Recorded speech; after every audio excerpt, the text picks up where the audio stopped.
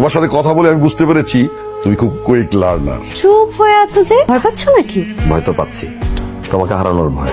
নাজলি, আমি তোমাকে ভালোবাসি, অনেক ভালোবাসি। আমিও তোমাকে ভালোবাসি, আর সেটা তো আমি বাবাকেও বলেছি, আর বাবাও রাজি হয়েছে। তাহলে এখানে সমস্যাটা কি? কিন্তু আমি তোমার বাবাকে মেনে নিতে পারছি না, কারণ তোমার বাবা একজন দুর্নীতিবাজ, আর আমি কোনো দুর্নীতিবাজ বাবার মেয়েকে বিয়ে করতে চাই না। আসিফ, তুমি কিন্তু আমাদের বাসায় এসে আমার বাবাকে অপমান করছো। একজন সরকারি কর্মচারী কয় টাকা বেতন পায় নাজলি? সেই টাকা দিয়ে ভালোভাবে মাস চলার পরে সেই টাকা দিয়ে কি সম্ভব এরকম আলিশান 2-3টা বাড়ি করা, 3টা ফ্ল্যাট, গাড়ি, এত কিছু কেনা সম্ভব? কোনো তোমার বাবাকে জিজ্ঞাসা করছো উনি যে আলিশান বাড়িগুলো করছেন টাকা কোথা থেকে পাইছেন? জিজ্ঞাসাই করো নাই, জিজ্ঞাসা করার প্রয়োজনই বোধ করো নাই।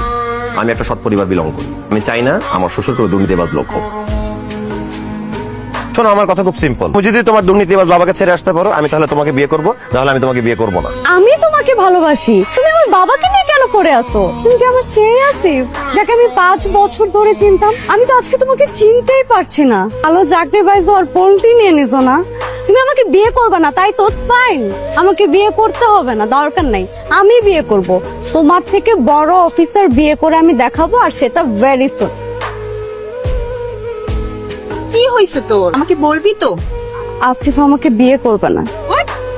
আসিফ বাবার সাথে দেখা করে বাবাকে অপমান করেছে, আর বলেছে আমাকে বিয়ে করতে চায় না। আমি অবাক হয়ে যাচ্ছি। আসিফ তোর মতো মেয়েকে রিজেক্ট করেছে? গ্রাম থেকে আসা তো খ্যাত ছেলে, তুই ওকে মানুষ করেছিস। ঠিক আছে, চোখ এইভাবে বলিস না প্লিজ। কি বলবা তাড়াতাড়ি বলো তো। কি ঝামেলা করতেছে?